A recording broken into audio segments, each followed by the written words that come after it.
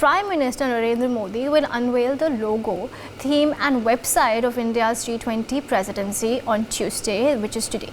He will travel to Bali, Indonesia next week to participate in the G20 summit, with the presidency passing on to India. India was to chair the G20 later, but with the general election in 2024, New Delhi requested Indonesia, which was to originally take over the presidency this year, to swap the presidency years.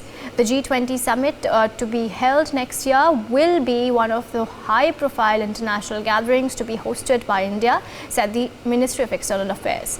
Making the announcement about the logo, the MEA said, the G20 presidency offers a unique opportunity to India to contribute to the global agenda on pressing issues of international importance. The logo, theme and website of India's G20 presidency will reflect the country's message and overreaching priorities to the world. Ambassador Goyal, how important can this be for India? Are there any sort of aims and agendas that India should put forth in this upcoming summit? Absolutely, Gauri. I think, as the statement from the MEA has said, there are several areas which are of great importance to India, and I think G20 members, representing more than 85% of the total global GDP, in a sense, this grouping actually commands the economic trends in the world. Now, if you look at the basic issues faced by the countries, including both developing and the developed world, these would be energy crunch. The whole world is feeling the energy crunch. The petrol prices are skyrocketing. Productions are actually being planned in terms of the geopolitics rather than the geoeconomics of the region. So energy, I would say, is one. Then COP27 is taking place in Sharm el-Sheikh. And as we know, that particularly with the onset of pandemic, the world temperatures are rising faster than even before. So COP27 is another critical event, climate, and technologies is another one. India can offer help in all these three, because ultimately what is most important is connectivity, both in terms of economy and culture, and resilience of the supply chains, dependence upon each other. So I think in that sense, India will have to take a lead in talking about an interconnected world through various areas, rather than geoeconomic and geopolitics of individual members. Gauri. Right. We will discuss COP27 in greater detail in just a bit, sir. But before that, I'd also like to know from Wing Commander Bakshi and Major Shah what they think India's priorities should be. Major Shah, with you first. Gauri, as I said earlier, our self-interest always have to come first before anything else. And so most certainly I'll give you a small example. Just yesterday, a picture went viral on social media of the Pakistani Prime Minister in Egypt, and he is attending a diplomatic meeting, a head of state's meeting, and he is too busy in his phone. He is not interested in meeting anybody else. He's not really keen on where others were interacting with each other. So that's a difference between two nations which were almost, they started a journey. I'm not saying they took birth at the same time. India was born much before that, but they started a journey at the same time.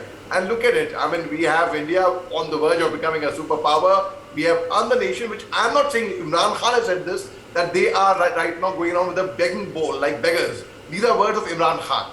So now when we have that, we can see a live example. What happened yesterday in the head of states meeting, in the foreign delegation meeting.